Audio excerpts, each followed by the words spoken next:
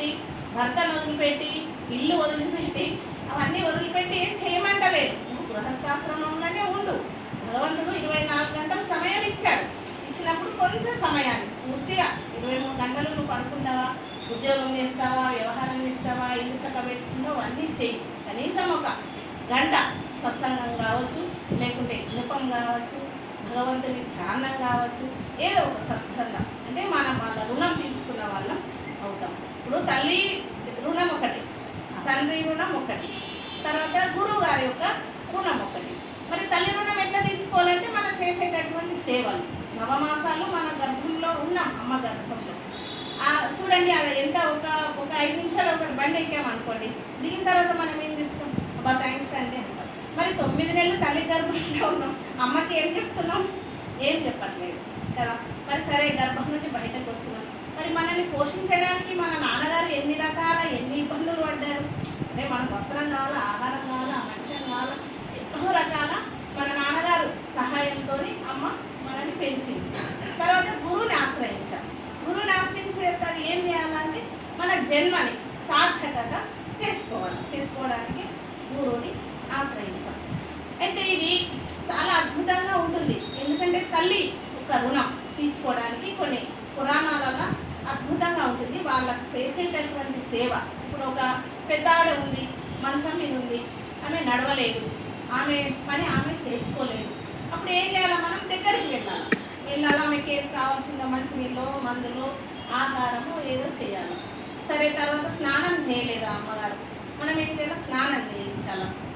స్నానం చేయించిన అంటే దాంట్లో ఏం చెప్పిందంటే, ఒక్కొక్క అడుగు ఒక అశ్వమేధ యాగం చేస్తే ఎంత ఫలితమో ఆ అమ్మ, అత్తమ్మ కావచ్చు, తల్లి కావచ్చు. అంటే ఇప్పుడు అక్కడ నుండి మనం ఇక్కడికి వచ్చినాం, ఇక్కడ మన భర్త యొక్క తల్లి మన అమ్మనే కదా.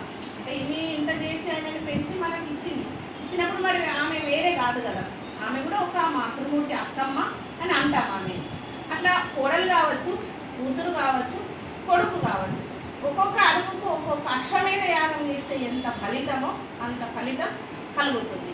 తర్వాత వాళ్ళకు స్నానం చేయించినప్పుడు వాళ్ళ శరీరం మీద పడినటువంటి తుప్పర్లు ఇట్లా చిలుతాయి కదా మనకు, అవి కూడా మన గంగా, యమున, సరస్వతి స్నానం చేస్తే ఎంత పవిత్రం ఉంటుందో అంత పవిత్రంగా మన శరీరం పవిత్రం అవుతుందంట.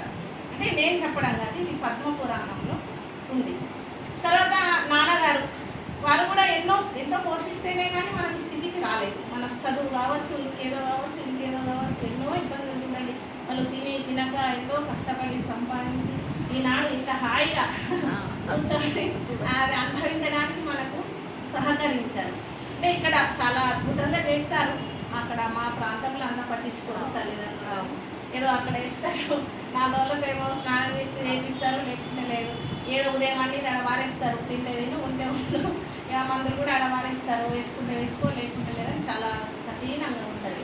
కానీ ఇక్కడ ఈ మహారాష్ట్ర చాలా అసలు అద్భుతంగా ఇక్కడనే పేషెంట్ ఉంటారు, ఇక్కడనే వాళ్ళు కూర్చొని తింటారు, ఇక్కడనే వండుకుంటారు, ఇక్కడనే ఉంటారు. కానీ అక్కడ ప్రాంతంలో అట్లా చేయరు. వాళ్ళని ఇక్కడ కట్టే వస్త్రాలు కూడా సక్రమంగా ఉండవు, పరిచయ బెడ్షీట్లు సక్రమంగా ఉండవు, వాళ్ళకి పడుకునే మంచం బాగుండదు, దోమలు, వేడి, ఫ్యాన్ ఉండదు, నరక యాతన అనుభవిస్తూ ఉంటారు. ఆ నరక యాతన అనుభవించకుండా మనం సేవ చేస్తే మన కొడుకు చల్లగా బతకనని ఒక ఆశీర్వాదం చాలు.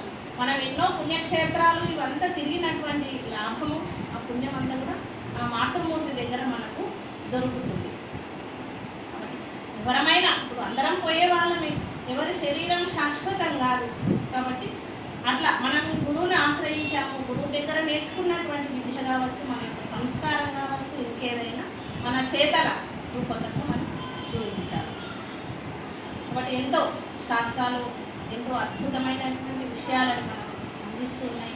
ప్రతి సంవత్సరం స్వామీజీని కూడా అద్భుతమైనటువంటి గ్రంథాలు ఒక్కొక్క సంవత్సరం ఒక్కొక్క సబ్జెక్టు మీద చాలా అనర్గళంగా చెప్తూ ఉంటారు.